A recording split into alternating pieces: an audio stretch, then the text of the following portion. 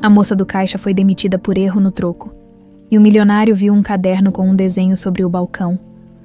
Era idêntico aos desenhos que sua filha fazia antes de desaparecer há 22 anos. O calor de março em São Paulo parecia derreter o asfalto naquela tarde de terça-feira. Luciana Lima ajeitou o uniforme azul desbotado do supermercado, Eláguia Dourada, pela terceira vez em 1 hora, sentindo o suor escorrer pela nuca enquanto passava mais um produto pelo leitor de código de barras. O bip monótono ecoava como uma trilha sonora da rotina que a engolia há 5 anos. Deu R$ 23,40, murmurou ela para o cliente, um senhor de bigode grisalho que revirava os bolsos atrás de moedas. Enquanto esperava, Luciana deixou o olhar vagar pela fila que se estendia até o corredor dos enlatados. Sempre a mesma coisa. Pessoas cansadas, crianças chorando, adolescentes mexendo no celular. Mas hoje havia algo diferente. Um homem alto, de terno escuro e cabelos grisalhos, observava tudo com atenção incomum. Não estava comprando nada, apenas observando. Moça, tá tudo bem. O senhor do bigode acenou a mão na frente do rosto dela. Desculpa, seu João, estava distraída. Luciana sorriu, recebendo as moedas mornos pela manipulação. Eram 4:30 da tarde, quando sua mente começou a divagar para o caderno que guardava na bolsa. Durante a pausa do almoço, havia desenhado mais 3 girassóis entrelaçados com borboletas monarcas. Sempre os mesmos desenhos, como se suas mãos tivessem memória própria. Vovó Odete sempre desconversava quando perguntava sobre essa obsessão estranha. Por que eu desenho sempre a mesma coisa, vó? Havia perguntado na semana anterior. Odete desviou o olhar, como sempre fazia. Cada um tem seus jeitos. Minha filha, não fica procurando pelo em ovo. O movimento do supermercado estava mais intenso que o normal. Luciana checou o relógio. Ainda faltavam 2 horas para o fim do expediente. Seus pés latejavam dentro do sapato preto de couro sintético. E ela já sentia aquela dor familiar nas costas que sempre aparecia depois de ficar horas em pé. Foi quando a confusão começou. A cliente seguinte era a Dona Marta, uma senhora que fazia compras ali há anos, sempre simpática, sempre pontual, sempre com a lista de compras escrita à mão numa caligrafia tremida, mas caprichosa. Oi, Luciana, como tá a Odete? Perguntou Dona Marta, colocando os produtos no balcão. Tá bem, Dona Marta. Ontem mesmo ela fez um mingau de tapioca que ficou uma delícia. Luciana passou os itens com agilidade. 2 latas de leite condensado, um pacote de biscoito de maisena, frutas, legumes. O total deu R$ 42,80. Dona Marta entregou uma nota de R$ 50. O troco é R$ 7,20, disse Luciana, contando as moedas na gaveta. Mas alguma coisa deu errado. Seus dedos, normalmente ágeis e precisos, se confundiram. Em vez de entregar R$ 7,20, ela entregou R$ 27,20. Um erro de R$ 20 que passou despercebido no momento. Dona Marta agradeceu e foi embora, satisfeita com sua sorte inesperada. Mas sem coragem de questionar, Luciana continuou atendendo, sem perceber o que havia acontecido. Foi só no fechamento do caixa, 3 horas depois, que a bomba explodiu. Luciana Lima! O grito de Ademir Vega ecoou por todo o supermercado, fazendo várias cabeças se virarem. Ademir era um homem baixo e rechonchudo, com uma calvície que tentava disfarçar, penteando alguns fios de lado para outro. Tinha 40 e poucos anos, e uma personalidade que compensava a baixa estatura com gritos e autoritarismo. Desde o primeiro dia de trabalho dela, ele deixava claro que não gostava de gente da periferia, trabalhando no seu setor. Sim, senhor Ademir. Luciana se virou, sentindo o coração acelerar. Seu caixa tá com R$ 20 a menos. R$ 20. Você tem noção do que isso significa? O supermercado estava cheio naquele horário de pico. Pelo menos 30 pessoas pararam para assistir a cena que se desenrolava. Luciana sentiu o rosto esquentar de vergonha. Deve ter sido algum engano, seu Ademir. Eu posso repor o valor, sem problema. Engano. Ademir riu com sarcasmo. Você acha que eu sou trouxa? Isso aqui não é brincadeira. Mocinha, isso é roubo. Roubo. A voz de Luciana saiu mais alta que pretendia. Eu jamais roubaria nada. O senhor me conhece há 5 anos. Conheço é nada. Eu sempre soube que vocês da favela não prestam. Era questão de tempo até mostrar as garras. As palavras atingiram Luciana como bofetadas. Ela olhou ao redor e viu dezenas de olhos curiosos, alguns constrangidos, outros claramente se divertindo com o espetáculo. No meio da multidão, notou novamente o homem de terno escuro. Desta vez, ele não parecia estar apenas observando. Parecia estar realmente prestando atenção nela. Seu Ademir. Por favor, vamos conversar no escritório. Não precisa fazer isso na frente de todo mundo. Ela tentou manter a dignidade. Não, todo mundo tem que ver o tipo de gente que a gente contrata aqui. Ademir estava claramente aproveitando o momento. Você tá demitida e vai sair agora, sem aviso prévio. Sem nada. Mas eu posso repor o dinheiro. Foi só um erro. Erro nada. Pega suas coisas e vaza. E se eu descobrir que você roubou mais alguma coisa, eu chamo a polícia. Luciana sentiu as lágrimas brotarem, mas lutou para não chorar na frente de tanta gente. Com as mãos tremendo, ela abriu o armário do vestiário e pegou suas poucas coisas. A bolsa, um casaco velho e o caderno de desenhos, foi andando em direção à saída, quando ouviu uma voz grossa atrás dela. Com licença, era o homem de terno, de perto. Ela pôde ver que tinha olhos verdes intensos e uma expressão séria, mas não hostil. A senhorita esqueceu isso no balcão, ele disse. Estendendo seu caderno de desenhos, Luciana o pegou rapidamente, sem fazer contato visual. Obrigada, mas o homem não se moveu. Seus olhos estavam fixos na capa do caderno, onde alguns desenhos transpareciam através do papel fino. Girassóis, borboletas monarcas, os mesmos padrões que ela desenhava compulsivamente desde criança. Desculpe a curiosidade, mas a senhorita fez esses desenhos. Fiz sim, por quê? Marcelo Gonçalves sentiu o mundo girar ao seu redor. As mãos começaram a tremer imperceptivelmente. Eram exatamente iguais. Cada pétala, cada asa, cada detalhe idêntico aos desenhos que sua pequena Lorena fazia obsessivamente antes de desaparecer. Ah, são muito bonitos, conseguiu dizer, a voz quase falhando. Luciana murmurou um obrigada, constrangido, e saiu às pressas do supermercado, deixando Marcelo sozinho com uma descoberta que mudaria ambas as suas vidas para sempre. Naquela noite, enquanto Luciana chorava abraçada a Odete na pequena casa do Capão Redondo. Contando sobre a humilhação e a perda do emprego, Marcelo estava trancado em seu escritório, segurando uma fotografia desbotada de uma menina de 5 anos, desenhando girassóis numa folha de papel. Lorena, sua pequena Lorena, que desapareceu numa noite chuvosa de setembro, 22 anos atrás.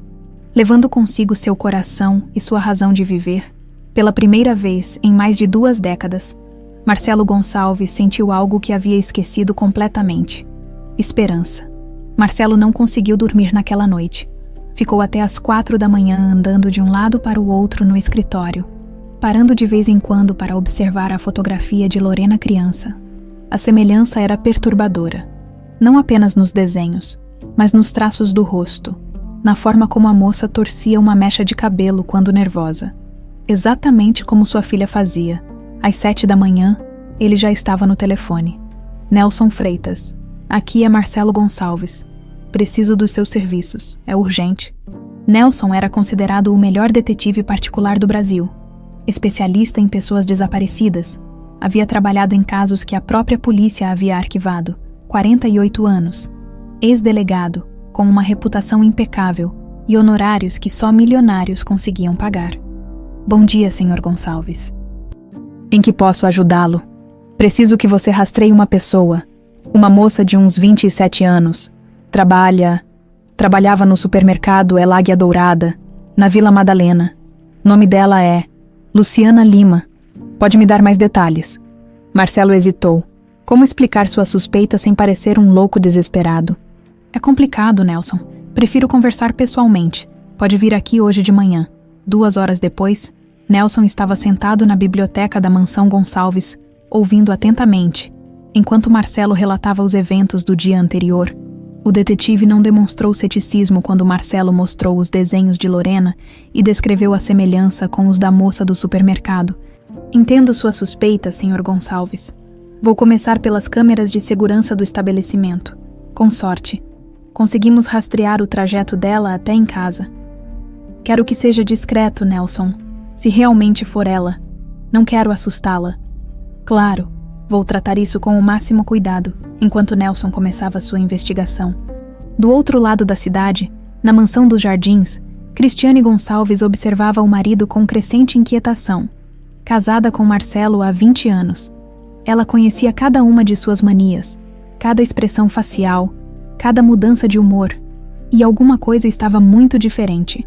Cristiane era uma mulher de 48 anos que ainda mantinha a beleza que a havia ajudado a conquistar Marcelo em seu momento mais vulnerável. Loira, olhos azuis claros, sempre impecavelmente vestida e maquiada, mas por trás da fachada de esposa perfeita, havia uma mente calculista e fria. Você não tocou no café da manhã, disse ela, sentando-se à mesa do terraço onde Marcelo fingia ler o jornal. Não estou com fome. Dormiu mal. Ouvi você andando no escritório até tarde. Marcelo a olhou por cima do jornal. Trabalho acumulado, nada demais. Mas Cristiane não se convenceu. Em 20 anos de casamento, ela havia aprendido a ler nas entrelinhas. Marcelo estava agitado, ansioso, com aquele brilho no olhar que ela não via há décadas. A mesma expressão que ele tinha nos primeiros anos após o desaparecimento de Lorena. Quando ainda alimentava esperanças de encontrá-la. Marcelo, o que está acontecendo? Nada, Cristiane, pare de paranoia. A palavra paranoia a atingiu como um tapa. Cristiane se levantou bruscamente da mesa. Paranoia. Eu me preocupo com você e isso é paranoia. Desculpe, não quis dizer isso. Quis dizer... Estou só, cansado. Mas o estrago estava feito. Cristiane conhecia aquele tom, aquela atitude defensiva. Marcelo estava escondendo alguma coisa importante. Naquela tarde, enquanto Marcelo estava na empresa, ela revirou o escritório dele de cima a baixo. Não encontrou nada óbvio, mas notou que ele havia mexido nos álbuns de fotografias de Lorena, algo que não fazia há anos. A paranoia de Cristiane não era infundada. 22 anos atrás, ela havia executado o plano mais arriscado de sua vida, e desde então vivia com o medo constante de que alguém descobrisse a verdade. Setembro de 2003. Cristiane ainda era enfermeira no Hospital São Luís quando conheceu Marcelo. Ele estava devastado. Um viúvo recente tentando criar uma filha pequena sozinho após a morte da esposa, no parto de uma segunda criança que não sobreviveu, ela se apaixonou obsessivamente, não apenas por Marcelo, mas pelo que ele representava: estabilidade financeira, status social, uma vida longe da mediocridade de suas origens humildes. Mas havia um obstáculo, Lorena. A menina de 5 anos era o centro do universo do pai. Marcelo vivia para ela, sonhava com o futuro dela, planejava tudo ao redor das necessidades da filha. Cristiane tentou conquistar a criança, mas Lorena era esperta demais. Percebia a falsidade por trás dos sorrisos forçados da tia Cris. Foi durante uma conversa casual no hospital que Cristiane soube da tragédia de Dilma Lima. A mulher havia perdido a filha de 5 anos num atropelamento e estava internada por depressão severa, chorando compulsivamente. Dilma repetia que gostaria de morrer para encontrar a filha no céu. A ideia diabólica nasceu naquele momento. Cristiane passou semanas observando a rotina da família Gonçalves. Sabia que Marcelo viajaria a trabalho na primeira quinzena de setembro e que Lorena ficaria com a babá, Dona Carmen. Sabia também que a menina tinha o hábito de desenhar no jardim todas as tardes, sempre os mesmos padrões, girassóis e borboletas. Na noite de 15 de setembro de 2003, durante uma tempestade violenta, Cristiane executou seu plano. Ela se aproximou de Lorena enquanto a menina brincava sozinha no jardim, aproveitando um momento de distração de Dona Carmen. Oi, Lorena, lembra de mim? Sou amiga do seu papai, a menina, educada como havia sido criada. Cumprimentou a tia Cris. Cristiane ofereceu um doce especial que havia comprado só para ela. Um bombom recheado com sedativo suave. Minutos depois, Lorena estava sonolenta e confusa. Cristiane a carregou até o carro, onde Agenor Lima, irmão de Dilma, esperava nervoso. O homem havia sido convencido de que estava salvando uma criança órfã de uma situação terrível. O transporte foi feito durante a madrugada. Lorena foi levada para um sítio no interior, onde Dilma, que agora se chamaria Odete Lima, para começar uma nova vida, a esperava com ansiedade materna doentia. Ela vai ser nossa Luciana, Dilma sussurrou, acariciando os cabelos da menina adormecida. Vai curar nosso coração partido. Durante meses, Cristiane forneceu medicamentos que causavam confusão mental e bloqueios de memória. Lorena, traumatizada e desorientada, gradualmente aceitou sua nova identidade como Luciana, filha de Odete. O plano funcionou perfeitamente. Marcelo ficou devastado. A polícia não encontrou pistas consistentes. E 2 anos depois, quando ele estava no fundo do poço emocional, Cristiane apareceu como sua salvação, uma enfermeira carinhosa que o ajudou a superar a dor, que aceitou conviver com a sombra de Lorena, que se casou com ele sabendo que nunca seria completamente amada, ou assim ela pensava, de volta ao presente. Cristiane observava Marcelo com crescente desespero. Alguma coisa havia acontecido, depois de tantos anos de calmaria. Alguma coisa havia reacendido a esperança dele. Ela precisava descobrir o que era antes que fosse tarde demais. Naquela noite, quando Marcelo adormeceu, Cristiane checou discretamente o histórico de ligações do celular dele. Um nome se destacou: Nelson Freitas. Investigações particulares. Seu sangue gelou. 22 anos guardando um segredo mortal. E agora, tudo podia desmoronar por causa de uma suspeita do marido. Mas Cristiane não havia chegado até ali para desistir facilmente. Se Marcelo estava procurando por Lorena novamente, ela precisava se antecipar. Precisava proteger o império que havia construído com tanto sangue, suor e mentiras. Não importava o que fosse necessário fazer. 15 de setembro de 2003. Noite da tempestade, a chuva caía como balas sobre o telhado da mansão Gonçalves. Lorena, de 5 anos, estava no quarto brincando com suas bonecas quando ouviu o barulho de vidro quebrado lá embaixo. Dona Carmen, a babá, havia derrubado um copo na cozinha e estava limpando os cacos. Lorena, não saia do quarto, gritou Dona Carmen do andar de baixo. Mas a menina era curiosa demais. Desceu as escadas na ponta dos pés, querendo ajudar. Foi quando viu a mulher loira parada na porta dos fundos, encharcada pela chuva. Oi, Lorena. Lembra de mim? Sou a tia Cris, amiga do seu papai. Lorena lembrava vagamente da mulher que às vezes visitava quando o papai estava triste. Ela parecia simpática. Sempre trazia presentes. Papai não está em casa, disse a menina educadamente. Eu sei, querida. Vim trazer uma coisa especial para você. Cristiane mostrou uma caixinha colorida. São bombons importados. Seu papai pediu para eu dar para você. Os olhos de Lorena brilharam. Ela adorava doces, especialmente quando eram especiais, como o papai sempre dizia. Pode comer agora, mas não conta para Dona Carmen. Tá, é nosso segredo. Cristiane sussurrou conspiratoriamente. Lorena mordeu o bombom com gosto. Tinha sabor de morango, seu favorito. Mas alguns minutos depois, começou a se sentir estranha, tonta. As pálpebras pesavam como chumbo. Estou com sono, murmurou ela cambaleando. Vem cá, querida. Deixa a tia te ajudar. Cristiane a pegou no colo com cuidado. Dona Carmen ainda estava na cozinha, brigando com os cacos de vidro, e sem perceber que a menina havia saído do quarto, Cristiane carregou Lorena adormecida até o carro que esperava no portão dos fundos. Ela tá bem? Perguntou Agenor Lima. Um homem magro de 40 anos, nervoso ao volante. Só dormindo, vamos logo, antes que alguém note a falta dela. Durante a viagem de 3 horas até o sítio no interior, Cristiane observou a menina no banco de trás. Lorena dormia profundamente, agarrada ao seu caderno de desenhos. Aqueles malditos girassóis e borboletas que ela desenhava obsessivamente. No sítio, Dilma Lima esperava na porta, vestindo um roupão velho e os olhos vermelhos de tanto chorar. Havia 2 semanas que Cristiane a havia convencido do plano. É ela, Dilma sussurrou, vendo a menina adormecida. É nossa Carmen ressuscitada, mentiu Cristiane, usando o nome da filha morta de Dilma. Deus está dando uma segunda chance para vocês duas.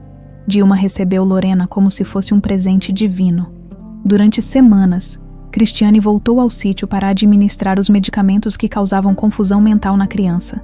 Não era nada forte o suficiente para machucá-la permanentemente.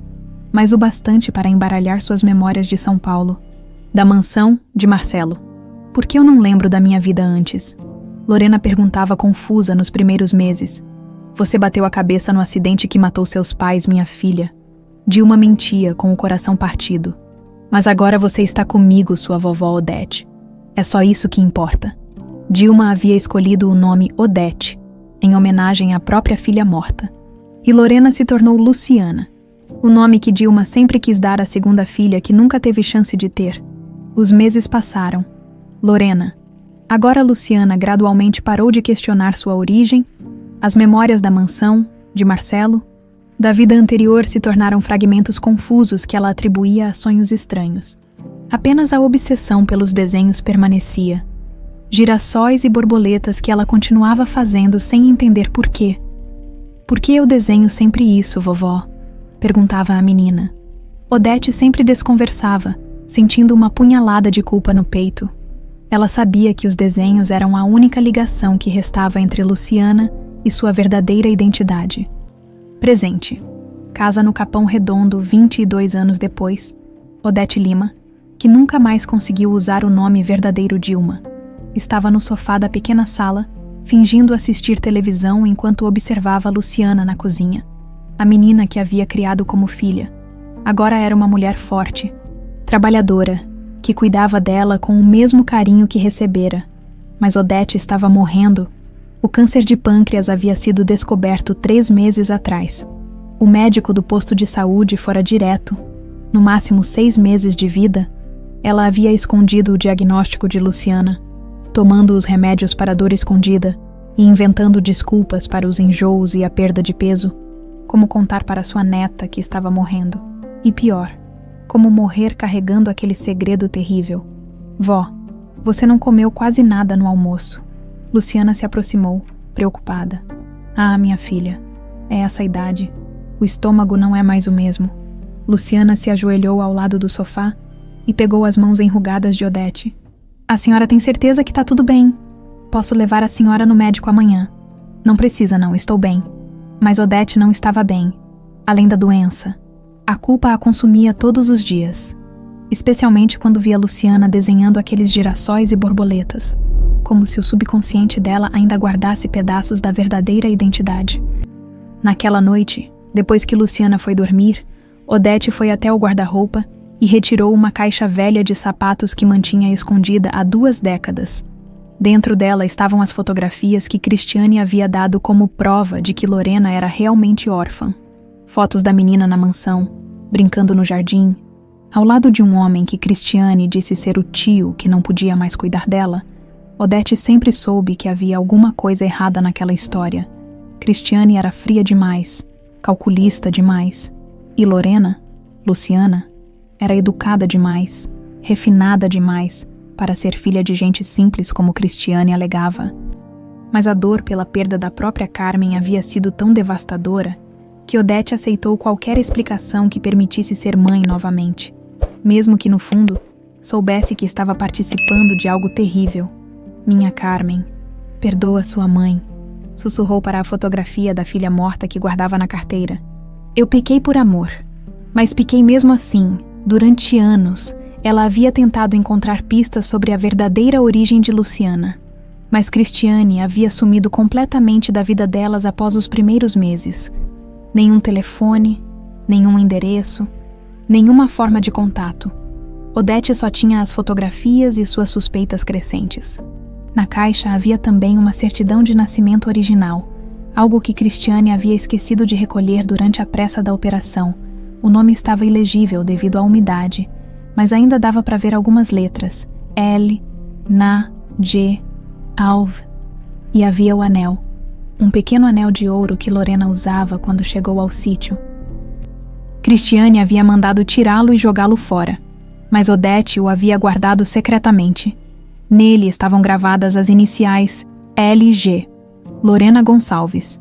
Odete sussurrou pela primeira vez em 2 décadas. Esse era o verdadeiro nome da menina que ela havia criado como Luciana Lima. O peso da descoberta e da culpa estava matando Odete mais rapidamente que o próprio câncer. Ela sabia que Luciana tinha família em algum lugar, pessoas que a procuravam, que sofriam por sua ausência. Mas como contar a verdade sem destruir o mundo da menina que amava como filha? Como admitir que havia sido cúmplice de um sequestro? Odete guardou a caixa novamente e voltou para a cama, onde passou mais uma noite insone. Dividida entre o amor maternal e o peso insuportável da culpa, do outro lado da cidade, Cristiane Gonçalves também não conseguia dormir. Ela havia contratado seus próprios investigadores para descobrir o que Marcelo estava tramando.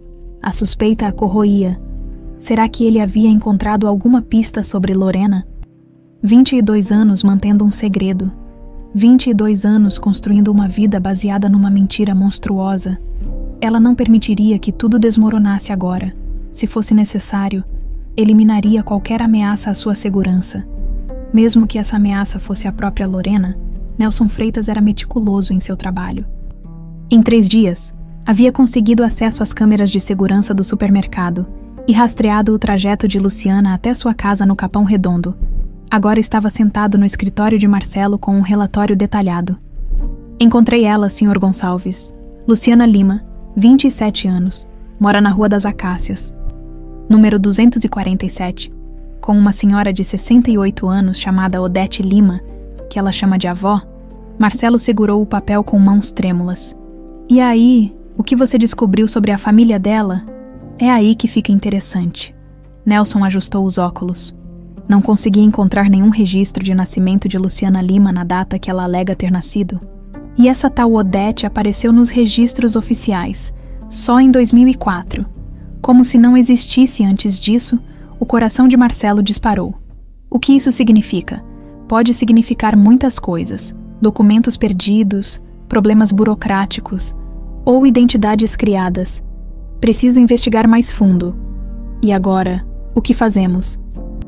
Com sua permissão, vou observá-la de longe alguns dias, ver a rotina dela, como se comporta, se realmente for sua filha. Talvez eu consiga identificar maneirismos familiares. Marcelo concordou, mas não conseguiu ficar parado esperando. No dia seguinte, ele mesmo foi até o bairro onde Luciana morava. Dirigindo seu BMW discretamente pelas ruas de terra do Capão Redondo, a diferença entre sua realidade e a dela o chocou profundamente.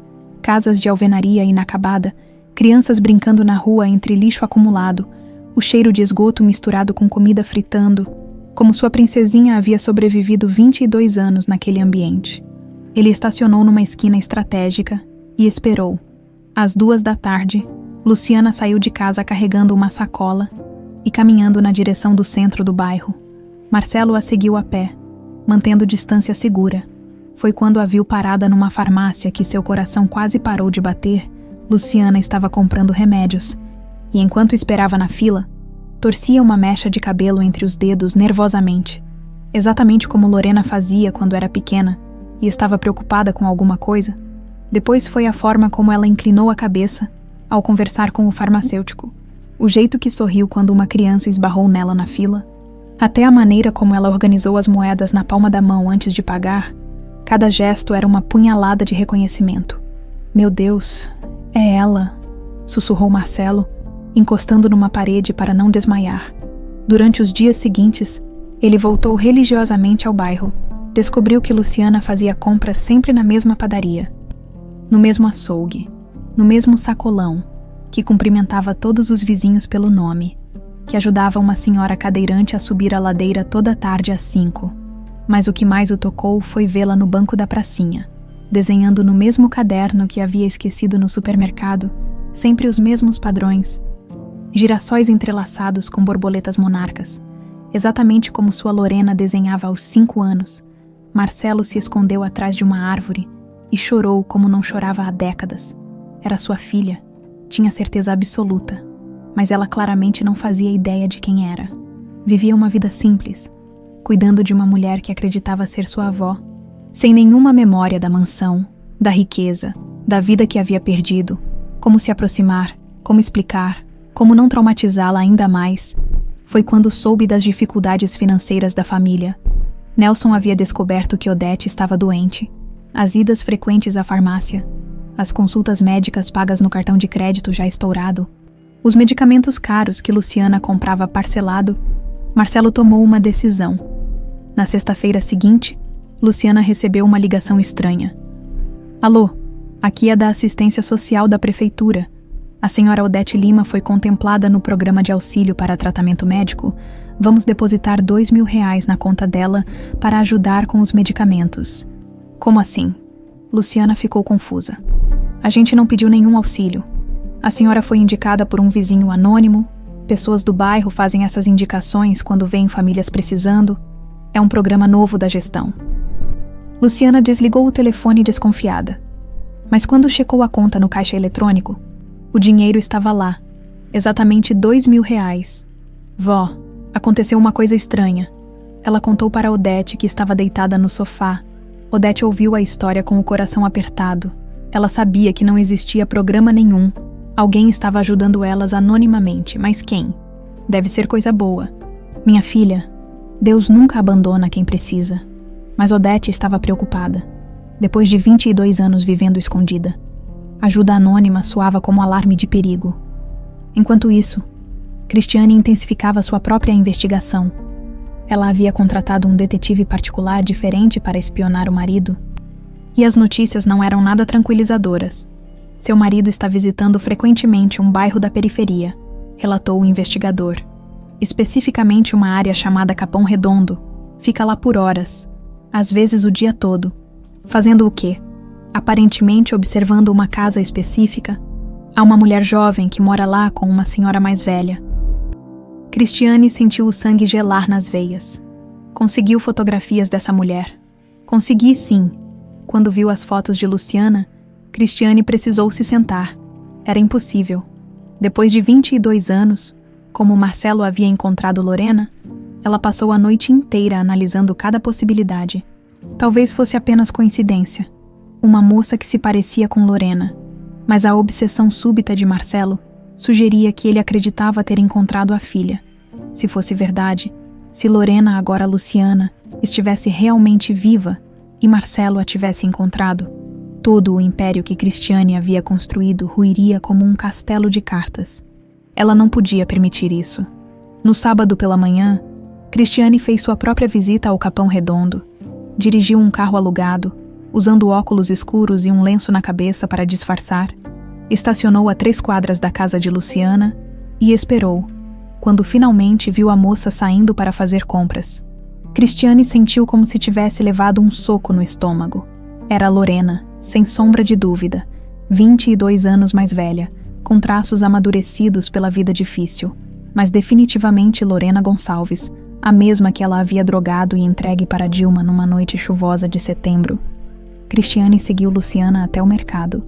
Observando cada movimento, a moça era educada com todos, mas havia uma tristeza permanente em seus olhos. Comprava apenas o essencial, checava cada preço 2 vezes, contava as moedas cuidadosamente. Quando viu Luciana comprando medicamentos caros para a avó, Cristiane compreendeu a situação. Odete, que ela conhecera como Dilma, estava doente, e Luciana estava se sacrificando financeiramente para cuidar dela. Uma ideia terrível começou a formar na mente de Cristiane. Se Odete morresse levando o segredo, Luciana nunca saberia a verdade. Não haveria como Marcelo provar que ela era Lorena sem a confissão da mulher que a havia criado. Cristiane só precisava garantir que Odete morresse calada, e ela sabia exatamente como fazer isso. Naquela noite, ela fez uma ligação anônima para a farmácia onde Luciana sempre comprava os medicamentos da avó. Boa noite. Gostaria de fazer uma doação anônima para ajudar uma família carente. A beneficiária é Odete Lima.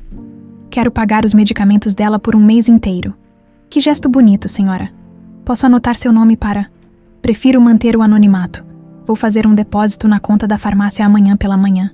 Cristiane desligou com um sorriso frio. Ela faria questão de que Odete tivesse todos os medicamentos necessários para viver o máximo possível. Porque quanto mais tempo a mulher vivesse tomando os remédios que Cristiane secretamente alteraria, mais rápido ela morreria. E quando Odete morresse, levaria consigo o único testemunho que poderia destruir a vida cuidadosamente construída de Cristiane Gonçalves, Genebra, Suíça, Colégio Internacional, Mont Blanc, Vitor Guimarães, estava no último ano do ensino médio quando recebeu a ligação que mudaria tudo. Aos 19 anos, era um jovem alto, moreno, com olhos castanhos inteligentes e uma maturidade além da idade, resultado de ter sido criado longe da família, em um dos internatos mais rigorosos da Europa. Vitor, meu filho. A voz de Cristiane soava tensa ao telefone. Preciso que você volte ao Brasil imediatamente. A mãe. O que aconteceu? Alguma coisa com João? João Guimarães, que Vitor acreditava ser seu pai, havia morrido 2 anos antes em um acidente de carro. Na realidade, Cristiane havia orquestrado a morte dele quando João começou a fazer perguntas demais sobre as origens do dinheiro que sustentava a vida luxuosa do filho na Suíça. Não é sobre seu pai. É sobre nossa família. Sobre você. Há coisas que preciso te contar pessoalmente. Vitor franziu a testa. Em 19 anos de vida, sua mãe nunca havia sido muito carinhosa ou comunicativa. As visitas eram raras. As ligações formais. A educação financeiramente garantida, mas emocionalmente distante. Que tipo de coisas? Não posso falar por telefone. Compre uma passagem para amanhã. Vou te buscar no aeroporto. Vitor desligou confuso. Estava há 2 semanas de se formar e havia planos de cursar economia na Universidade de Londres. Por que a urgência súbita? São Paulo. Escritório de Nelson Freitas enquanto isso. Nelson havia feito uma descoberta perturbadora. Após semanas investigando as finanças da família Lima, ele encontrou um padrão estranho de transferências bancárias. Sr. Gonçalves, precisa ver isso. Ele mostrou extratos bancários na tela do computador. Durante 19 anos, alguém fez depósitos mensais numa conta na Suíça. Sempre na mesma data, sempre o mesmo valor, 5.000 euros. E o que isso tem a ver com Luciana? O beneficiário da conta é um menor de idade chamado Vitor Guimarães. E o responsável pelas transferências é sua esposa Cristiane. Marcelo sentiu o chão sumir sob seus pés. Como assim? Aparentemente, sua esposa tem um filho que o senhor desconhece e vem financiando a vida dele na Europa há quase 2 décadas. Isso é impossível. Cristiane não pode ter filhos. Ela fez exames. Os médicos confirmaram. Os documentos não mentem, Sr. Gonçalves. E há mais. O pai registrado dessa criança é João Guimarães, que trabalhou como contador na sua empresa de 2002 a 2006. Marcelo se lembrou vagamente do contador, um homem tímido, competente, que havia pedido demissão alegando problemas pessoais. Cristiane nunca havia mencionado qualquer relacionamento com ele. Nelson, isso muda tudo. Se Cristiane me escondeu um filho por 20 anos. Pode ter escondido outras coisas também. Vou investigar mais fundo o Capão Redondo. Casa de Luciana. Chegou em casa encontrando Odete em estado pior do que nunca. A mulher estava no sofá, pálida, suando frio e respirando com dificuldade. Vó, o que está acontecendo? Não é nada, minha filha. Só uma tonturinha. Mas Luciana não era tola. Nas últimas semanas, Odete estava visivelmente mais fraca, comendo menos, dormindo o dia todo, e havia aqueles remédios novos que apareceram gratuitamente na farmácia. Uma doação anônima que deixou Luciana desconfiada. A senhora tomou os remédios novos. Tomei, sim. O farmacêutico disse que eram mais fortes. Iam me ajudar mais. Luciana pegou os frascos para analisar. Eram medicamentos que ela nunca havia visto antes, com nomes complicados e em dosagens altas. Segundo o farmacêutico, um bom samaritano havia doado os medicamentos mais caros especificamente para Odete. Vó, a senhora não acha estranho alguém doar remédios assim do nada? Odete desviou o olhar. Ela também achava estranho, mas estava desesperada. A dor estava ficando insuportável, e os remédios realmente a aliviavam. Deve ser alguém do bairro que tem dó da gente, mas naquela madrugada, Odete acordou delirando de febre. Luciana a encontrou falando sozinha, chamando nomes que ela não reconhecia. Carmen. Minha Carmen. Perdoa a mamãe. Vó. Quem é Carmen? Lorena. Minha Lorena. Eu piquei. Minha filha. Eu piquei. Luciana gelou. Vó. Que Lorena? A senhora tá falando de quê? Sua verdadeira família? Eles te procuram há 22 anos. Vó, a senhora tá delirando. Vou chamar o SAMU.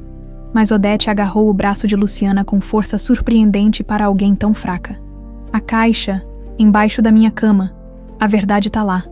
Você não é quem pensa que é. Antes que Luciana pudesse perguntar mais alguma coisa, Odete desmaiou. O SAMU chegou 20 minutos depois e a levou para o hospital público mais próximo, Hospital Municipal. Madrugada, enquanto Odete estava internada em estado grave, Luciana voltou para casa em pânico total. As palavras delirantes da avó ecoavam em sua mente como um pesadelo. Você não é quem pensa que é. Sua verdadeira família. A caixa embaixo da cama, com mãos tremendo. Luciana foi até o quarto de Odete e procurou debaixo da cama velha de solteiro. No fundo, encostada na parede, havia uma caixa de sapatos amarrada com barbante. Dentro dela, Luciana encontrou um mundo que nunca soube que existia. Fotografias de uma menina loira brincando num jardim luxuoso. A menina usava roupas caras, brinquedos importados. Estava sempre sorrindo ao lado de um homem elegante de cabelos escuros. Havia fotos da mesma menina desenhando. Girassóis e borboletas idênticos aos que Luciana fazia obsessivamente. No verso de uma das fotos, uma data. Lorena, 5 anos. Setembro 2003. Luciana segurou a fotografia com mãos trêmulas. A menina era idêntica a ela na mesma idade, mesma cor de cabelo, mesmo formato do rosto, mesmos olhos verdes. Havia também uma certidão de nascimento parcialmente danificada pela umidade. O nome estava ilegível, mas dava para ver. Rena Gons, Vess. E a data, 15 de março de 1998. Março de 1998. A mesma data que ela sempre celebrou como seu aniversário. E no fundo da caixa, embrulhado num pedaço de tecido, um pequeno anel de ouro com as iniciais LG gravadas. Luciana colocou o anel no dedo. Serviu perfeitamente, como se tivesse sido feito para ela. Aeroporto de Guarulhos. Manhã seguinte, Vitor Guimarães desembarcou no Brasil após 10 horas de voo. Confuso e preocupado, Cristiane o esperava no aeroporto, visivelmente nervosa e mais magra do que ele lembrava. Mãe, você não tá bem. O que tá acontecendo? Entra no carro primeiro. Vamos conversar em casa.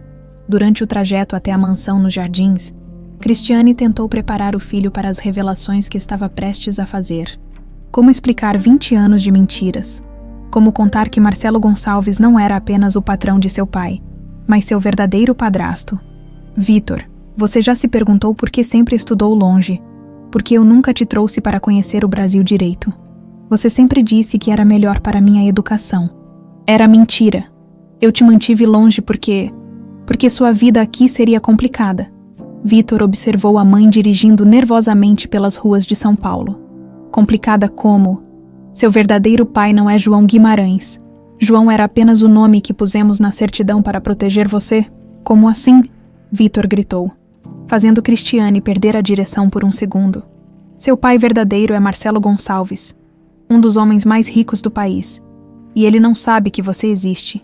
Vitor ficou em silêncio pelo resto da viagem, processando a informação devastadora. Tudo em sua vida havia sido uma mentira. Sua identidade, sua origem, sua família. E por que ele não sabe? Cristiane estacionou na garagem da mansão antes de responder. Porque se ele soubesse de você, ele jamais teria se casado comigo. Ele ainda estava apaixonado pela memória da primeira esposa e obcecado em encontrar a filha desaparecida. Que filha desaparecida? Lorena.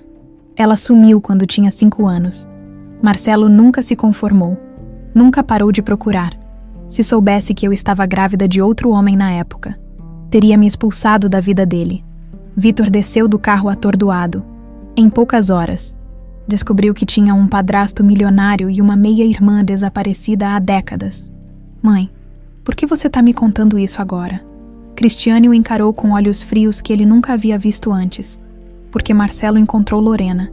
E se ela voltar para casa, você perde sua herança. Nós perdemos tudo. E o que você quer que eu faça?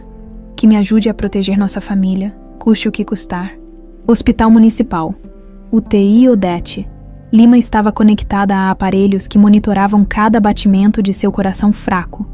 Os medicamentos que Cristiane havia secretamente alterado estavam acelerando o processo de deterioração do câncer, mas também causando alucinações que traziam à tona memórias enterradas há décadas. Luciana não havia saído do lado da cama desde que chegara pela manhã. Nas mãos, segurava as fotografias encontradas na caixa, comparando obsessivamente seu próprio rosto com o da menina loira das imagens. Vó, preciso que a senhora me explique essas fotos, sussurrou Luciana, mostrando uma das imagens. Odete abriu os olhos devagar, focalizando com dificuldade. Quando viu a fotografia, começou a chorar. Minha filha, chegou a hora. Eu não posso mais carregar esse peso. Que peso, vó? Quem é essa menina? É você, Luciana. Essa menina é você. O mundo parou para Luciana. Como assim eu? Essa menina tá num lugar rico, com roupas caras. Não faz sentido. Faz sim, minha menina, porque você não nasceu aqui no Capão Redondo. Você nasceu numa mansão dos Jardins, filha de gente muito rica. Luciana sentiu como se tivesse levado um soco no estômago. A senhora tá delirando de novo. Isso é impossível. Seu nome verdadeiro é Lorena Gonçalves. Você foi trazida para mim quando tinha 5 anos. Trazida como... Odete fechou os olhos, reunindo coragem para a confissão mais difícil de sua vida. Eu havia perdido minha filha Carmen num acidente. Estava destroçada. Queria morrer junto com ela. Foi quando uma mulher apareceu no hospital onde eu estava internada. Uma enfermeira loira. Muito bonita. Que mulher! Ela disse que conhecia uma criança órfã que precisava de uma mãe. Disse que você havia perdido os pais e não tinha ninguém no mundo. Ofereceu dinheiro e eu aceitei. Luciana recuou da cama como se tivesse levado um choque elétrico. A senhora me comprou. Não foi assim, minha filha. Eu pensei que estava salvando você. A mulher mostrou fotos suas. Disse que você estava numa situação terrível, que ia parar num orfanato horrível se eu não te acolhesse. E a senhora acreditou. Eu queria acreditar. Odete soluçou. Eu estava tão desesperada sem minha Carmen. Quando vi você, dormindo como um anjo, pensei que Deus estava me dando uma segunda chance. Luciana se afastou ainda mais da cama, o mundo girando ao seu redor. Então tudo foi mentira. Nossa família, nossa vida, tudo. O amor não foi mentira. Odete tentou se levantar, mas os aparelhos a mantinham presa. Eu te amei como filha desde o primeiro dia, cada segundo desses 22 anos. Você foi minha filha de coração. Mas eu tinha uma família verdadeira. Luciana gritou, fazendo uma enfermeira olhar pela porta. Eu tinha um pai que deve ter me procurado. Como a senhora pôde fazer isso comigo? Porque eu estava cega de dor.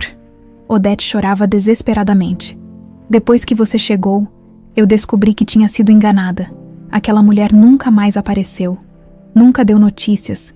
E quando tentei procurar sua família verdadeira, não consegui encontrar nada. Luciana pegou a certidão de nascimento danificada. Lorena Gonçalves. Esse é meu nome verdadeiro. E durante todos esses anos, eu guardei essas provas porque sabia que um dia você precisaria da verdade. Porque a senhora nunca me contou. Porque eu tinha medo. Odete agarrou a mão de Luciana. Medo de perder você, medo de ir presa, medo de que você me odiasse. Mas principalmente porque você estava feliz aqui comigo. Era uma menina alegre, carinhosa. Eu pensei que talvez fosse melhor deixar as coisas como estavam. Luciana tirou a mão bruscamente. Melhor para quem? Para a senhora? Meu pai deve ter sofrido todos esses anos pensando que eu estava morta. Seu pai. Fala. Quem é meu pai? Odete respirou fundo, sabendo que não havia mais volta. Nas fotos que a mulher me mostrou, ela disse que o homem era seu tio, mas eu sempre soube que aquilo era mentira. Pelo jeito que ele olhava para você nas fotografias, era óbvio que era seu pai. Luciana pegou uma das fotos onde aparecia com um homem de cabelos escuros. Como ele é? Marcelo Gonçalves. Pelo que eu descobri depois, é um empresário muito rico, dono de várias empresas. Ele deve ter uns 50 anos agora. Marcelo Gonçalves. Luciana repetiu o nome, testando como soava. E minha mãe? A enfermeira disse que sua mãe havia morrido no parto de um segundo filho. Por isso você estava órfã. Mais mentiras? Não todas. Eu consegui pesquisar depois e descobri que Marcelo Gonçalves realmente perdeu a esposa no parto. Mas você não estava órfã. Você tinha um pai que te amava desesperadamente. Luciana sentou-se pesadamente na cadeira ao lado da cama. 27 anos de vida. E tudo havia sido uma mentira elaborada. Sua identidade, sua origem, sua família. Como eu vou encontrar ele? Como eu vou explicar que estou viva depois de 22 anos? Talvez você não precise explicar. Como assim? Odete tossiu sangue antes de continuar. Nos últimos dias, uma coisa estranha aconteceu. Alguém começou a ajudar a gente financeiramente, pagou seus remédios, fez depósitos na nossa conta. A senhora acha que... Eu acho que ele já te encontrou, minha filha, e acho que está esperando o momento certo para se aproximar. Luciana pensou no homem de terno que havia presenciado sua demissão no supermercado. No jeito que ele havia olhado para seu caderno de desenhos, na sensação estranha que teve de estar sendo observada nas últimas semanas. O homem do supermercado. Pode ser que seus desenhos tenham despertado alguma memória nele. Você sempre desenhou as mesmas coisas desde pequena. Por quê? Por que eu desenho sempre girassóis e borboletas? Porque era isso que você desenhava antes de vir para mim. Nas fotos que a enfermeira mostrou, você sempre estava com lápis de cor na mão, fazendo os mesmos desenhos, como se fosse uma memória que sua mente não conseguia apagar completamente. Luciana olhou para suas próprias mãos. Quantas vezes havia desenhado aqueles padrões sem entender por quê? Era como se seus dedos tivessem vida própria, recriando imagens de uma infância que ela não lembrava conscientemente. Vó, Odete, como eu vou viver com isso? Como eu vou olhar no espelho sabendo que sou uma pessoa completamente diferente? Você não é diferente. Odete segurou sua mão novamente. Você é a mesma menina carinhosa que eu criei. A mesma mulher forte que cuida de mim há anos. Seu nome pode ser outro. Sua origem pode ser outra. Mas sua alma é a mesma. Mas e meu pai verdadeiro? Ele deve ter sofrido tanto. Por isso você precisa procurá-lo. Precisa dar a ele a chance de ter a filha de volta.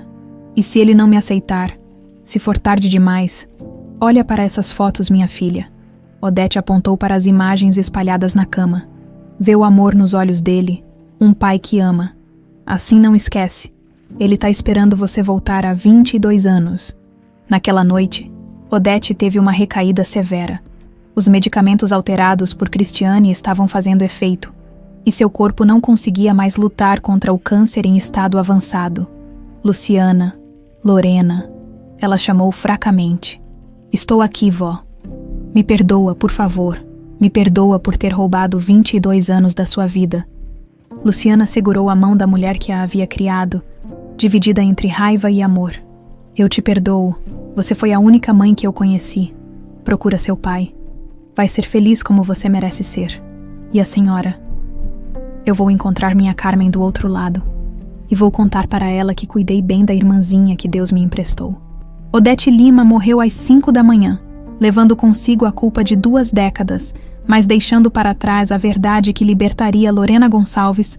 Luciana ficou sozinha no quarto do hospital, segurando o anel com as iniciais LG e uma decisão que mudaria tudo. Era hora de procurar Marcelo Gonçalves e descobrir quem ela realmente era. 3 dias se passaram desde a morte de Odete. Luciana havia organizado um funeral simples no cemitério do bairro, com apenas alguns vizinhos presentes. Durante todo o velório, ela segurava o anel dourado com as iniciais LG, tentando reunir coragem para dar o passo que mudaria tudo. Na manhã de quinta-feira, ela finalmente pegou o telefone e discou para a Gonçalves Holdings. Bom dia, gostaria de falar com o senhor Marcelo Gonçalves. O senhor está em reunião. Gostaria de deixar recado. Luciana hesitou. Como explicar numa mensagem? É sobre sua filha Lorena. Houve um silêncio do outro lado da linha. Um momento, por favor. 2 minutos depois, a voz grave e trêmula de Marcelo estava no telefone. Alô, quem é que está falando? Senhor Marcelo, meu nome é Luciana Lima, mas eu acho que meu verdadeiro nome é Lorena Gonçalves. O silêncio que se seguiu pareceu durar uma eternidade. Onde você está? A voz dele estava quebrada. Em casa, no Capão Redondo. Não saia daí. Estou indo buscar você agora. Marcelo desligou o telefone e saiu correndo da sala de reuniões, deixando 5 executivos confusos observando sua partida súbita. Suas mãos tremiam tanto que mal conseguia dirigir. Enquanto isso, em casa, Luciana andava de um lado para o outro da pequena sala, nervosa como nunca estivera na vida. E se fosse um engano? E se aquele homem não fosse seu pai? E se ela fosse apenas uma moça desesperada se agarrando a uma fantasia? 45 minutos depois, um BMW preto parou em frente à casa humilde. Marcelo desceu do carro como um homem indo para seu próprio julgamento. Luciana abriu a porta antes que ele batesse. Os dois ficaram parados, se observando em silêncio. Marcelo viu nos olhos verdes da jovem o mesmo olhar doce de sua Lorena pequena. Luciana viu no homem maduro os mesmos traços do pai das fotografias, apenas marcados por anos de sofrimento. Você tem os desenhos. Foi a primeira coisa que Marcelo conseguiu dizer. Luciana pegou o caderno e abriu numa página cheia de girassóis e borboletas. Marcelo quase desabou ali mesmo. Meu Deus, são idênticos. Senhor Marcelo, eu encontrei algumas coisas que talvez o senhor queira ver. Ela o convidou para entrar e mostrou a caixa com as fotografias, a certidão danificada e o anel, quando Marcelo viu as fotos de Lorena criança, as mesmas que Cristiane havia dado para Odete. Suas pernas falharam. Ele se sentou pesadamente no sofá velho. Como você conseguiu essas fotos? A mulher que me criou guardou elas por 22 anos. Ela me contou a verdade antes de morrer. Que verdade? Luciana respirou fundo e contou tudo, desde o dia em que chegou ao sítio aos 5 anos, confusa e sem memórias, até a confissão de Odete no hospital. Marcelo ouvia cada palavra como se fosse uma punhalada. Uma enfermeira loira. Ele murmurou. Cristiane era enfermeira quando eu a conheci. Cristiane. Quem é Cristiane? Minha esposa, minha segunda esposa. O sangue de Luciana gelou. O senhor acha que ela... Não sei o que pensar, mas vamos descobrir. Primeiro, preciso ter certeza absoluta de que você é minha filha. Como? Exame de DNA. Tenho um laboratório particular que pode fazer hoje mesmo. 2 horas depois, eles estavam no laboratório mais moderno de São Paulo.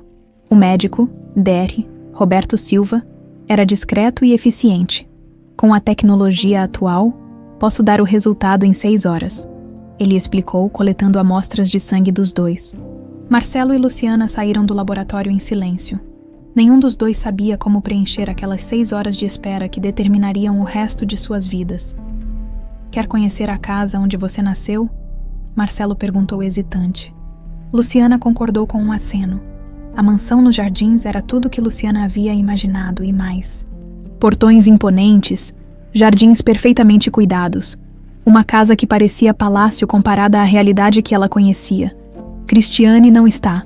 Ela perguntou, notando o silêncio da casa. Ela viajou para a Europa ontem. Disse que precisava resolver alguns problemas familiares urgentes. Marcelo a levou até o Jardim dos Fundos, onde havia um girassol gigante plantado no centro de um canteiro circular. Plantei isso no seu primeiro aniversário sem você. Todo ano eu venho aqui e converso com ele, como se você estivesse me ouvindo. Luciana se aproximou da flor e, instintivamente, estendeu a mão para tocá-la naquele momento. Uma borboleta monarca pousou em sua palma. Elas sempre aparecem aqui, Marcelo disse com a voz embargada, como se fossem mensageiras suas. Eu sempre soube que devia amar girassóis e borboletas. Nunca entendi por quê.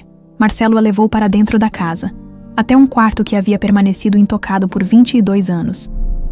Era um quarto de menina, com cama pequena, brinquedos organizados nas prateleiras e desenhos colados nas paredes, desenhos de girassóis e borboletas. Este era seu quarto. Nunca tive coragem de mexer em nada. Luciana entrou devagar, como se estivesse pisando em terreno sagrado. Tudo ali despertava uma sensação estranha de familiaridade. Como se estivesse lembrando de um sonho muito antigo. Ela se aproximou da mesa pequena onde havia lápis de cor espalhados exatamente como uma criança havia deixado décadas atrás. Pegou um lápis amarelo e, sem pensar, começou a desenhar num papel em branco que estava ali, girassóis entrelaçados com borboletas monarcas. Exatamente como sempre fazia. Lorena sempre se sentava nessa cadeira para desenhar. Marcelo sussurrou. Depois do almoço, todas as tardes. Eu ainda faço isso. Desenho sempre depois do almoço, sem nem perceber. Às 7 da noite. Dr. Roberto ligou. Senhor Gonçalves, o resultado está pronto. Podem vir buscar? O trajeto até o laboratório foi feito em silêncio absoluto. Os dois sabiam que suas vidas seriam completamente diferentes quando saíssem de lá. Dr. Roberto os recebeu com um sorriso. Tenho o prazer de confirmar. Vocês são pai e filha. A compatibilidade é de 99,9%. Não há dúvida alguma. Marcelo desabou numa cadeira e começou a chorar, como não chorava há décadas. 22 anos de dor, de culpa, de noites insones se perguntando se Lorena estava viva, se estava bem, se precisava dele. Luciana se ajoelhou ao lado da cadeira e, pela primeira vez, tocou o rosto do pai. Papai, ela sussurrou. A palavra que Marcelo achava que nunca mais ouviria saiu dos lábios da filha como uma bênção divina. Minha princesa, minha pequena Lorena, você voltou para casa. Eles se abraçaram ali mesmo, no consultório médico, chorando e rindo ao mesmo tempo. 22 anos de separação se desfazendo em segundos de puro amor paternal. Pai, eu sinto muito por ter demorado tanto para te encontrar. Não, filha. Você foi sequestrada, manipulada. A culpa nunca foi sua. E agora, o que a gente faz? Marcelo se afastou para olhá-la nos olhos. Agora vamos descobrir exatamente o que aconteceu. E se Cristiane teve algo a ver com isso? Ela vai pagar por cada segundo de sofrimento que causou. Naquela noite, pai e filha voltaram para a mansão. Marcelo preparou o antigo quarto de Lorena, mas ela pediu para dormir no quarto de hóspedes. Ainda não me sinto pronta para aquele quarto. Preciso me acostumar com tudo isso aos poucos. Claro. Minha filha, no seu tempo, antes de dormir, Lorena, ainda se acostumando com o nome verdadeiro, ficou na janela olhando o jardim iluminado pela lua. As borboletas monarcas dançavam ao redor do girassol gigante, e ela teve a sensação de que finalmente estava onde sempre deveria ter estado. Mas uma pergunta essa atormentava. Onde estava Cristiane? E por que ela havia viajado justamente agora, quando Marcelo havia começado a investigar? Do outro lado do Atlântico, numa luxuosa suíte em Zurique, Cristiane Gonçalves terminava de fazer uma ligação para um contato muito especial. É ela. Lorena está viva. E voltou para Marcelo. Preciso que você resolva isso definitivamente desta vez.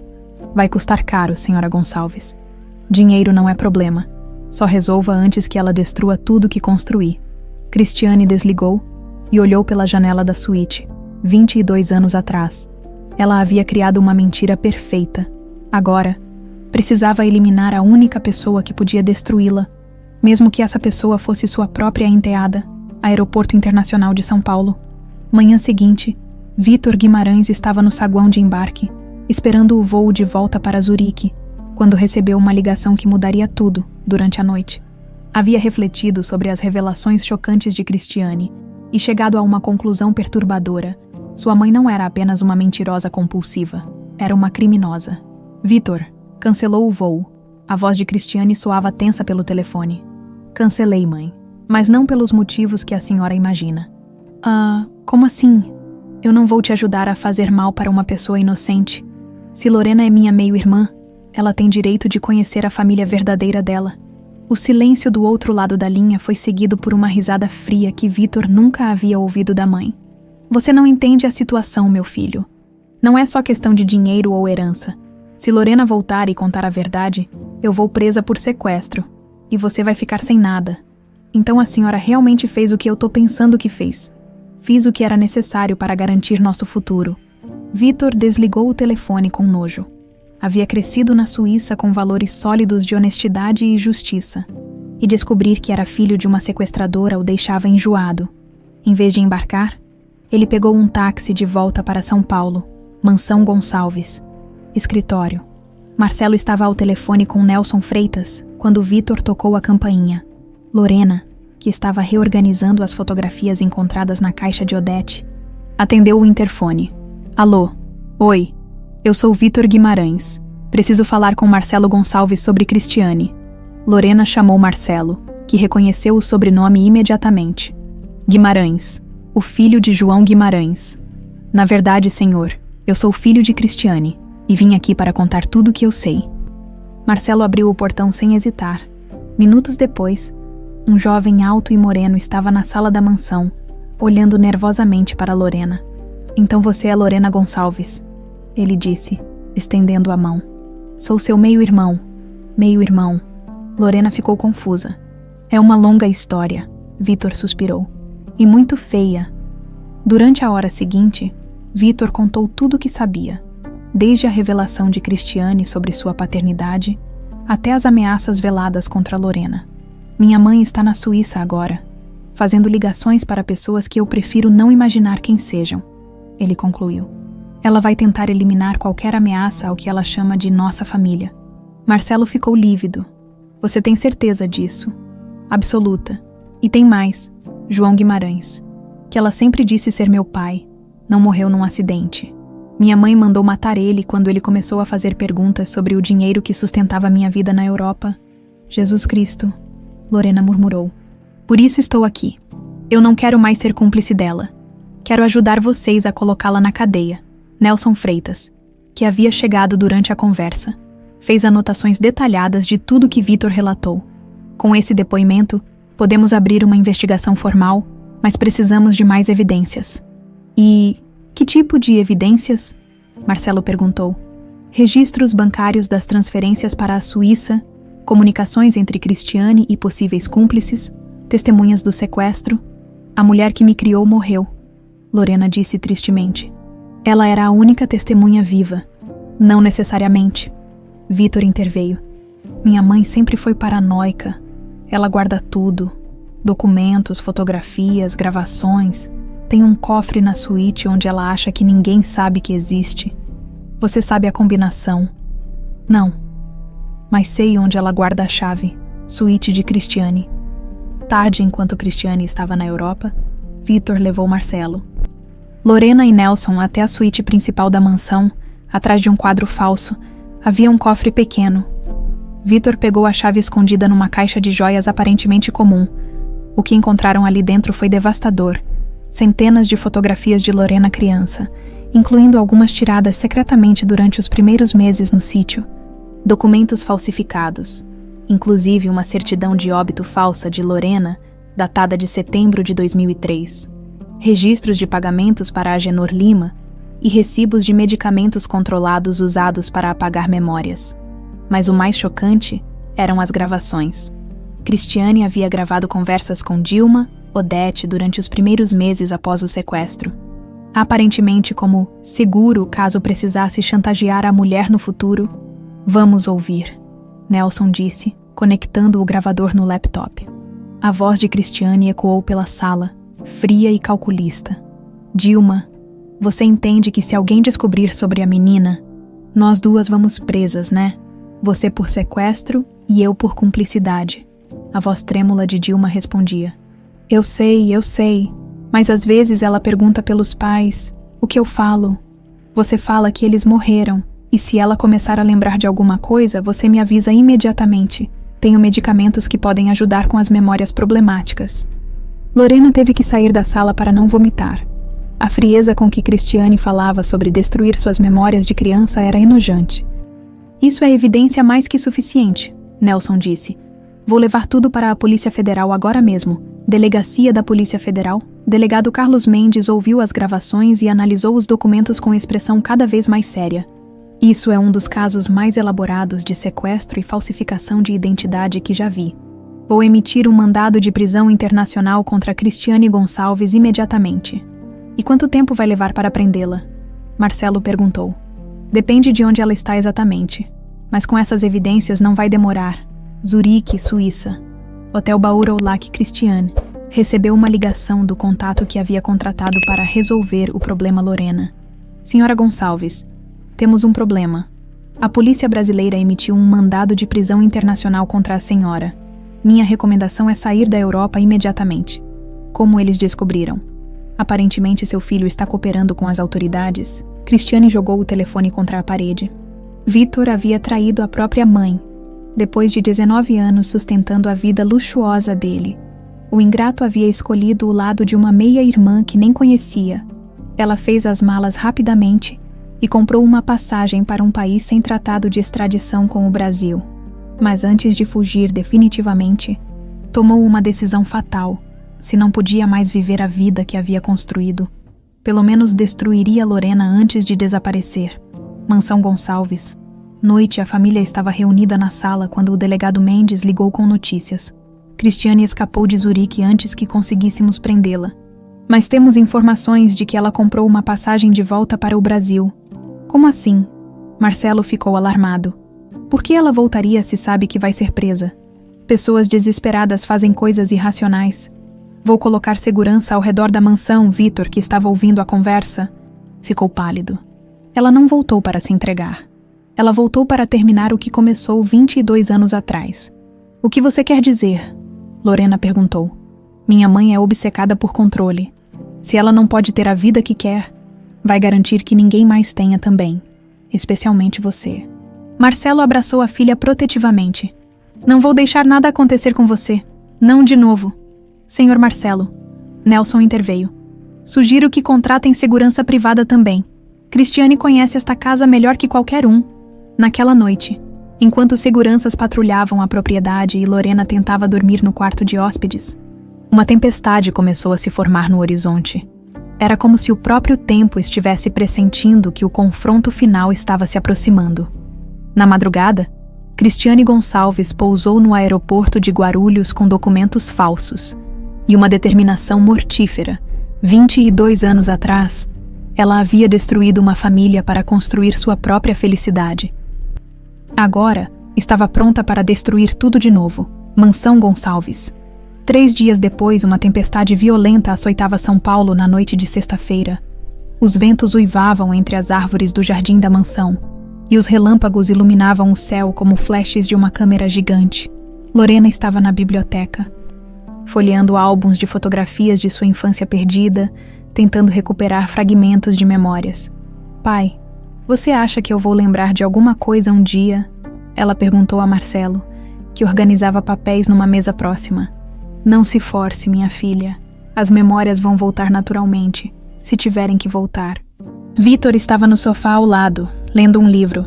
Nos últimos dias, ele e Lorena haviam desenvolvido uma relação calorosa de irmãos. Ele contava histórias da vida na Suíça, e ela o ensinava sobre a realidade do Brasil que ele nunca havia conhecido. Sabe o que mais me impressiona? Vitor disse, fechando o livro. Como vocês conseguiram manter a esperança por tantos anos? A esperança era tudo que eu tinha. Marcelo respondeu. Sem ela, eu teria enlouquecido. O sistema de segurança da mansão estava no máximo desde que souberam do retorno de Cristiane ao Brasil. 4 seguranças patrulhavam o perímetro. E todos os acessos estavam monitorados por câmeras. O delegado Mendes havia garantido que a Polícia Federal estava rastreando todos os movimentos suspeitos na cidade. Às 10 da noite, Marcelo decidiu que era hora de todos descansarem.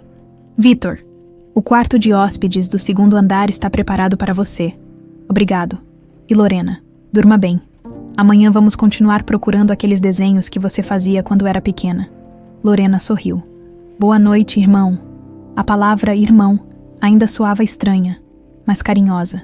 Pela primeira vez na vida, ela tinha uma família de verdade. Meia-noite. Perímetro da mansão Cristiane havia passado 3 dias estudando os padrões de segurança da propriedade. Ela conhecia cada canto daquela casa, cada entrada secreta, cada ponto cego das câmeras. Durante 20 anos como dona da mansão, havia aprendido todos os segredos do local. Vestida completamente de preto, com o rosto coberto por um capuz, ela se aproximou pela parte de trás da propriedade.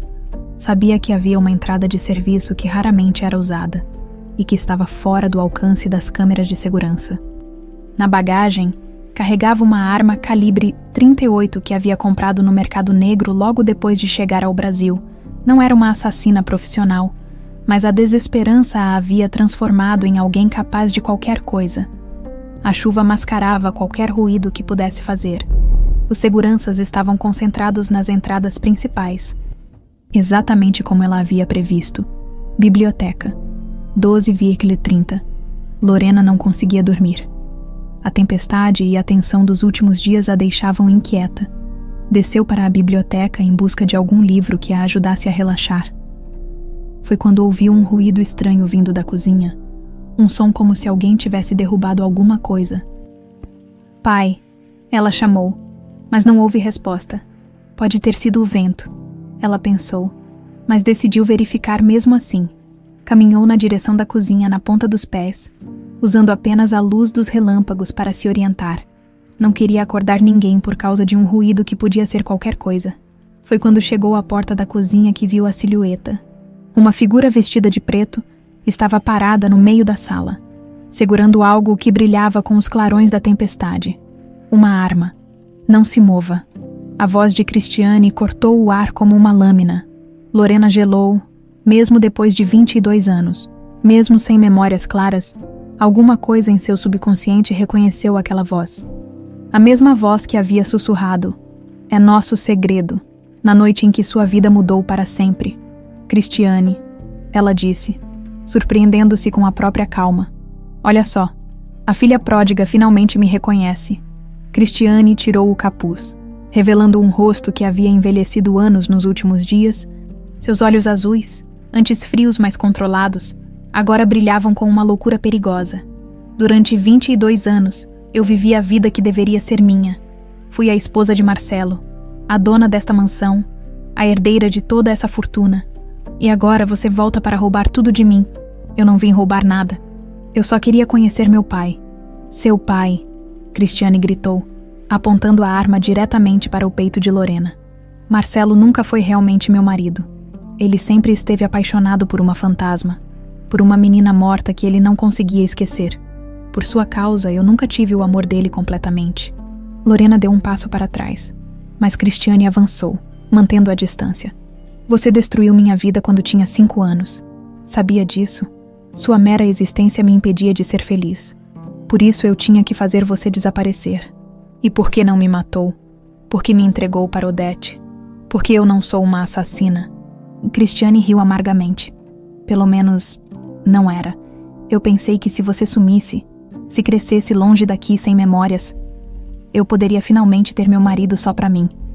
Mas não funcionou, né? Mesmo sem me lembrar de você, mesmo vivendo na pobreza, eu ainda era mais importante para ele do que você." A verdade atingiu Cristiane como um tapa. 20 anos de casamento, e ele nunca me olhou como olha para você. Nem mesmo Vitor, meu próprio filho, conseguiu conquistar o coração dele. Vitor é seu filho. Ele merece ter um pai. Vitor me traiu. Cristiane estava claramente perdendo o controle. Meu próprio filho escolheu vocês em vez de mim. Depois de tudo que fiz por ele, de todos os sacrifícios. Escada principal. Mesmo momento, Marcelo havia acordado com o barulho de vozes vindas do andar de baixo. Percebendo que Lorena não estava no quarto, desceu silenciosamente para investigar. Vitor, no quarto ao lado, também havia ouvido e o seguiu. Os dois chegaram ao topo da escada quando ouviram Cristiane gritando. Marcelo sentiu o sangue gelar ao reconhecer a voz da esposa. "Chama a polícia", sussurrou para Vitor. "Já estou ligando", Vitor respondeu, discando no celular. Marcelo desceu as escadas devagar, tentando não fazer barulho. Precisava chegar perto o suficiente para desarmar Cristiane sem colocar Lorena em perigo. Biblioteca. "Por favor, Cristiane, vamos conversar." Lorena tentava manter a calma. "Você pode ir embora, sumir. Ninguém precisa se machucar. Ir embora para onde?" Cristiane riu com desesperança. "Minha vida acabou. A polícia me procura, meu filho me odeia. Meu marido descobriu quem eu realmente sou. Não sobrou nada. Ainda dá tempo de recomeçar." "Não", Cristiane explodiu. "Se eu não posso ter a vida que quero, você também não vai ter. 20 anos atrás eu deveria ter te matado, em vez de te dar para aquela mulher estúpida. Hoje eu vou corrigir esse erro." Foi nesse momento que Marcelo apareceu na porta da biblioteca. "Cristiane, abaixa essa arma." "Marcelo." Ela se virou rapidamente, mas manteve a arma apontada para Lorena. "Que bom que você chegou. Vai poder assistir sua princesinha morrer pela segunda vez. Pelo amor de Deus." "Cristiane, o que você quer? Dinheiro. Posso te dar quanto quiser. Eu quero meu marido de volta." Ela gritou como uma possessa. "Quero que você me ame como deveria ter me amado todos esses anos. Quero que você esqueça essa menina e seja meu. Isso nunca vai acontecer." Marcelo disse com firmeza. "Não depois do que você fez." A sinceridade brutal das palavras atingiu Cristiane como uma sentença de morte. Se não podia ter Marcelo, pelo menos garantiria que Lorena também não pudesse. Então que pelo menos um de nós seja feliz no inferno, ela murmurou, preparando-se para atirar. Foi quando Vitor apareceu atrás dela. Mãe, para. Cristiane se virou, chocada ao ver o filho. Por uma fração de segundo, sua atenção se desviou de Lorena.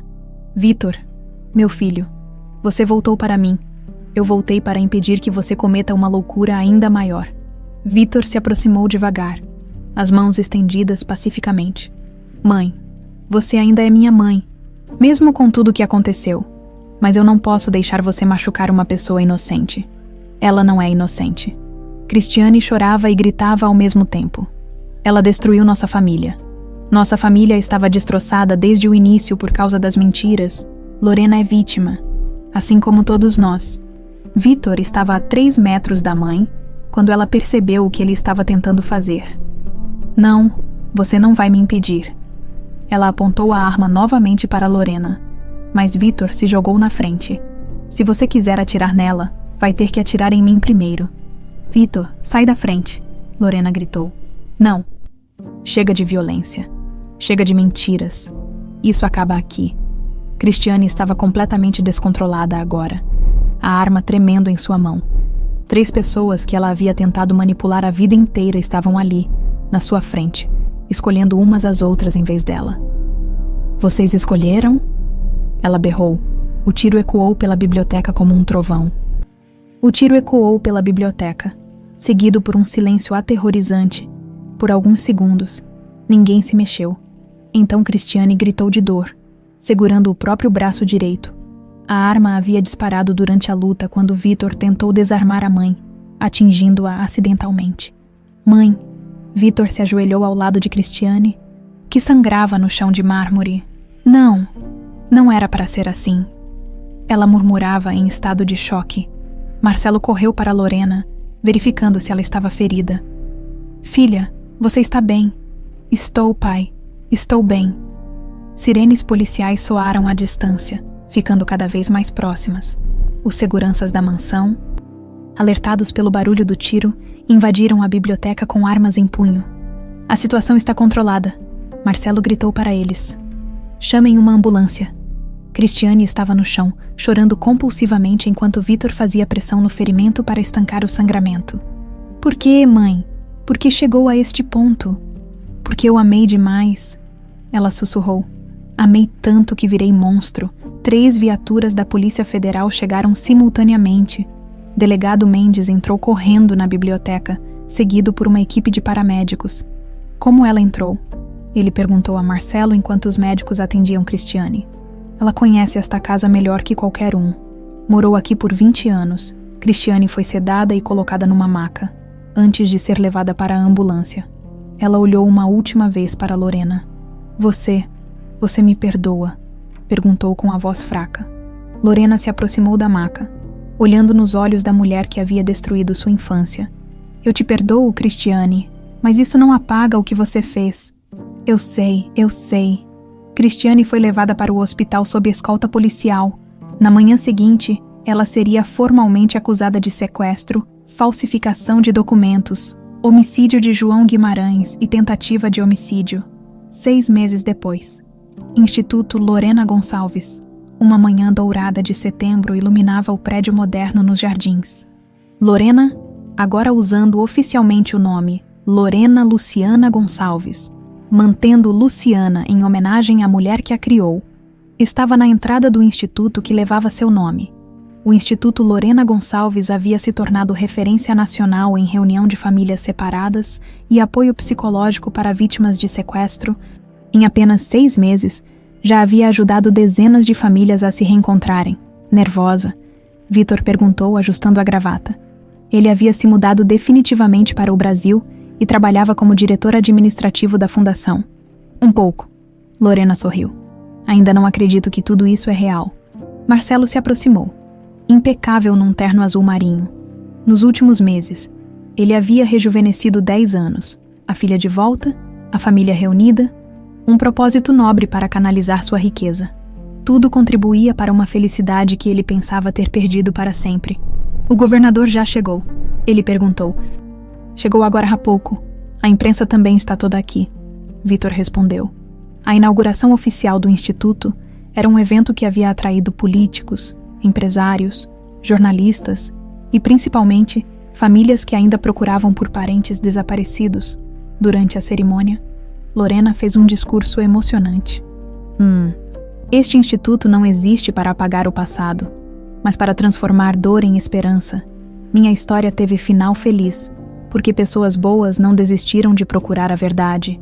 Queremos oferecer essa mesma esperança para outras famílias. Entre o público, várias pessoas choravam. Havia pais que procuravam filhos há décadas, filhos que buscavam pais biológicos, irmãos separados por tragédias familiares. Após a cerimônia oficial, a família se reuniu no jardim especial que haviam criado nos fundos do instituto. Era uma réplica do jardim da mansão, com girassóis gigantes plantados em círculo e um espaço para que borboletas monarcas pudessem voar livremente. Vó Odete ficaria orgulhosa, Lorena disse, tocando uma das flores. Ela fez o possível dentro das circunstâncias. Marcelo respondeu. No final, o amor dela por você foi real. Pai, posso perguntar uma coisa? Claro, filha. Você já conseguiu perdoar Cristiane? Marcelo pensou por alguns segundos. Ainda não completamente, mas estou tentando. O ódio só machuca quem sente, não quem merece. Vitor se aproximou, carregando uma pasta com documentos. As primeiras famílias já estão sendo atendidas pela equipe de psicólogos. Temos 15 casos em andamento. E Cristiane? Lorena perguntou. Foi condenada a 25 anos de prisão. Não vai conseguir recurso com todas as evidências que tínhamos. Nos primeiros meses após o julgamento, Cristiane havia tentado entrar em contato com Vitor várias vezes. Ele havia visitado a mãe na prisão apenas uma vez, para uma conversa definitiva. Eu te perdoo, mãe, mas não posso ter você na minha vida. Você escolheu o crime, e crimes têm consequências. Cristiane havia aceito a decisão do filho com uma resignação dolorosa. Na cadeia, ela havia começado um tratamento psiquiátrico e, pela primeira vez em décadas, estava enfrentando a realidade de seus atos sem mentiras ou manipulações. Jardim da Mansão Gonçalves. Final da tarde, a família havia voltado para casa depois da inauguração. Lorena estava no jardim onde tudo havia começado, desenhando no mesmo caderno que a havia levado de volta ao pai. Mas agora seus desenhos eram diferentes. Além dos girassóis e borboletas tradicionais, ela havia começado a incluir outros elementos: rostos sorridentes, casas acolhedoras, famílias reunidas. Posso ver. Marcelo se sentou ao lado dela no banco debaixo do girassol gigante. Claro, pai. Ele observou os desenhos novos, notando a evolução artística e emocional da filha. Seus desenhos estão mais felizes. É porque eu estou mais feliz. Pela primeira vez na vida, sei exatamente quem eu sou e onde pertenço. Vitor se juntou a eles, trazendo limonada gelada preparada pela nova funcionária da casa, Dona Marta, a mesma senhora que havia recebido o troco errado no supermercado e que Marcelo havia contratado como homenagem ao dia em que encontrou a filha. Sabe o que mais me impressiona? Vitor disse, servindo os copos. Como vocês conseguiram manter a bondade depois de tanta coisa ruim? A bondade não é sobre não passar por coisas ruins, Lorena respondeu. É sobre escolher não se tornar uma pessoa ruim por causa delas. Marcelo sorriu, orgulhoso da sabedoria da filha. Sua mãe biológica ficaria muito orgulhosa da mulher que você se tornou. Eu gostaria de ter conhecido ela. Você conheceu.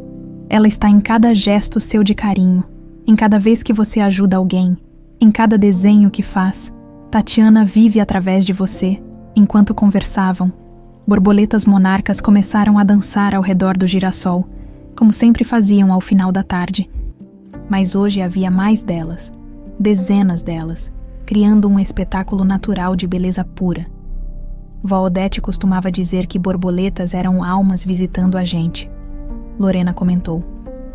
Talvez ela esteja aqui, junto com sua mãe biológica, vendo como você encontrou sua família. Vitor sugeriu, e João Guimarães também. Meu pai biológico, que foi morto por tentar proteger a verdade. Os três ficaram em silêncio contemplativo, cada um pensando nas jornadas que os haviam trazido até ali. Pai, Lorena quebrou o silêncio. Obrigada por nunca ter desistido de me procurar. Obrigado você por ter sobrevivido e voltado para casa. Minha princesa. E obrigado vocês dois por me aceitarem como família, mesmo sabendo que sou filho de quem causou tanto sofrimento. Vitor acrescentou. Vitor? Marcelo colocou a mão no ombro do rapaz. Você não é responsável pelos crimes de sua mãe. Você é responsável apenas pelas suas próprias escolhas. E suas escolhas foram nobres.